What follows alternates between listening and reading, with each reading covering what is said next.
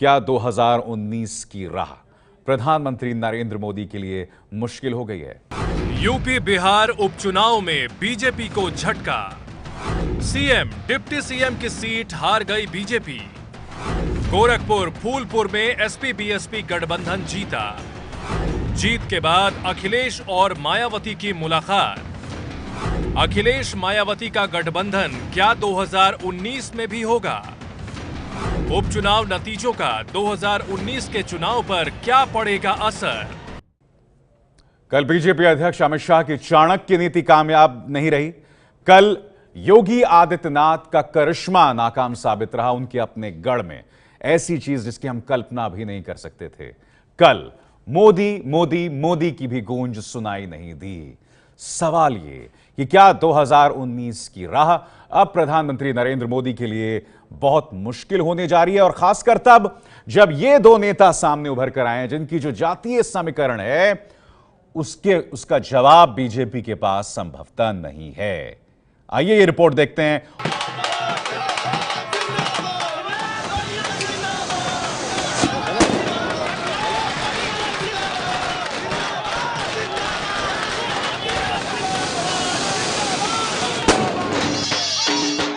मायावती और अखिलेश यूपी लोकसभा उपचुनाव में एक साथ क्या आए। सीएम योगी की सीट गोरखपुर और डिप्टी सीएम की सीट फूलपुर दोनों ही बीजेपी के हाथ से छिन गई।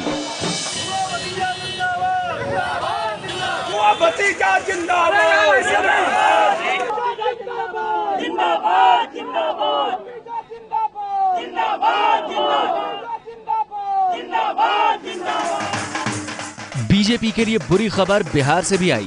अररिया लोकसभा सीट पर वो आरजेडी को नहीं हरा पाई।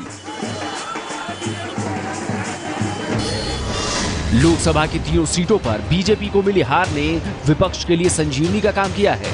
अब 2019 में मोदी के खिलाफ बड़ी मोर्चेबंदी की राह बनती नजर आ रही है। 2019 के चुनाव का नमूना सामने आ गया है कि अगर विपक्षी एकता हो जाती है, जो सोनिया जी का प्रयास चल रहा है, तो फिर आप जान लीजिए कि सत्ता परिवर्तन हो जाएगा। अगर सिर्फ यूपी की बात करें तो 2014 के लोकसभा चुनाव में समाजवादी पार्टी बीएसपी और कांग्रेस ने अगर साथ मिलकर चुनाव लड़ा होता तो यूपी की तस्वीर कुछ और ही होती। 2014 के लोकसभा चुनाव में मिले वोट के मुताबिक एसपी बीएसपी कांग्रेस गठबंधन को 80 में से 56 सीटों पर जीत मिलती, जबकि बीजेपी गठबंधन को सिर्फ 24 सीटों से ही संतोष करना पड़ता। बीजेपी को भी इस बात का अंदाजा हो गया है कि अगर ये गठबंधन कायम रहा और कुछ और नए साथी इसमें जुड़ते गए तो 2019 का चुनाव उसके लिए बेहद मुश्किल होने वाला है।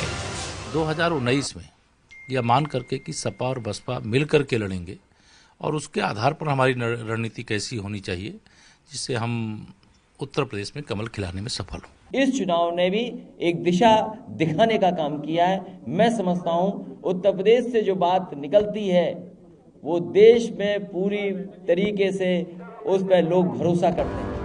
बीजेपी की मुसीबत सिर्फ यहीं खत्म नहीं होती।